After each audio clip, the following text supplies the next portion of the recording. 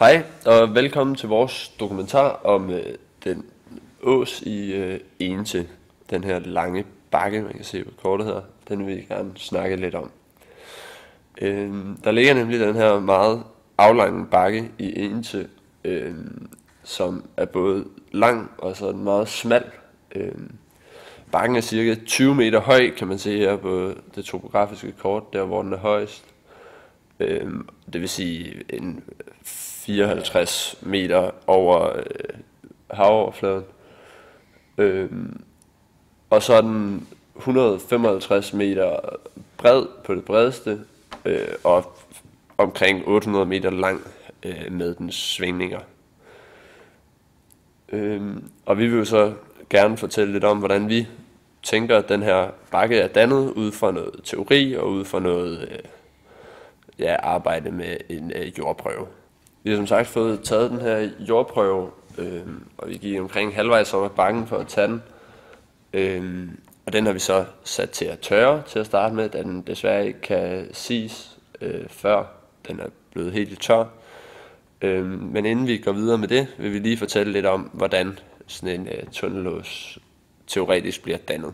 Sådan en ås her bliver dannet under gletsjeren, fordi under gletsjeren der er der de her smeltevandskanaler, hvor vandet løber ud under gletsjeren.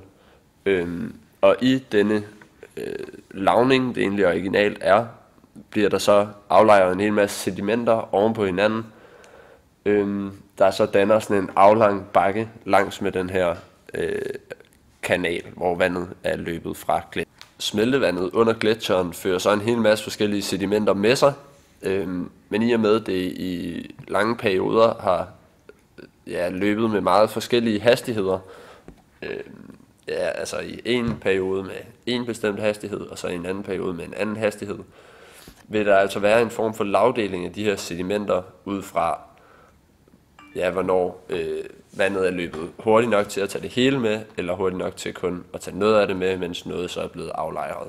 Og på den måde vil man så teoretisk set kunne se en lagdeling af sedimenterne hele vejen op igennem den her tunnelås.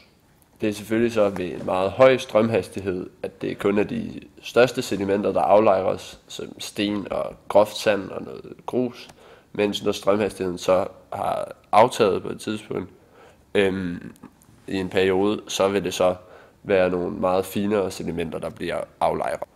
Og på den måde vil den her bakke, der er blevet dannet, så være rimelig sorteret og opdelt i lag. Efter at vores sedimentprøve er blevet tørret i ovnen, har vi så prøvet at sige den, så vi har fået sådan en opdeling af sedimenterne, som ser sådan her ud. Og der har vi jo en klar overvægt af det fine sand. Det kan så fortælle os, at på det tidspunkt, hvor det lag, som vi har taget vores prøve fra, er blevet aflejret i den her tunnelås, der må der have været en hastighed, der svarer til, at det er fint sand, der ligesom bliver aflejret. Og hvis man kigger på den her graf over aflejring og erosion, så kan man se, at det med en strømhastighed omkring 0,5 til 1 cm i sekundet, hvor det er det her fine sand, der bliver aflejret. Så det er altså den hastighed, som det her smeltevand har haft, altså under en hastighed på 0,5 til 1 cm i sekundet, er den hastighed, som vandet har haft i det lag, vi har kigget på. Og bare det, at det jo hovedsageligt er en slags sedimenter, som vi har den her overvægt af, passer jo meget godt til, at vores bakke her er en ås, i og med at vi har et lag af fint sand. Der er jo så lidt af hvert andet, og det kan skyldes mange forskellige ting, vi vil komme tilbage på. Derudover så mener vi, at vi kan se, at denne ås er blevet dannet under en aktiv gletsjer, og ikke bare under noget smeltende dødis, i og med at vores den her aflange højderyg ligesom er meget afrundet på toppen. Man kan se her for eksempel, der er der meget tætte linjer, også på toppen af bakken. Og her der er selvfølgelig et fladt område, men vi synes alt i alt, at den virker meget afrundet. Og det passer nemlig meget godt med, at den har blevet skabt under en aktiv gletsjer, da dødisgletsjers, de her afløbskanaler, der vil taget tit falde ned eller falde sammen, og på den måde vil der ikke være et tag, når de øverste sedimenter bliver aflejret.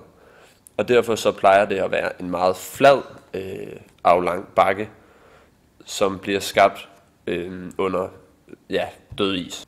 Som sagt så vi også nogle andre slags sedimenter i vores jordprøve, og det mener vi kunne skyldes mange forskellige ting.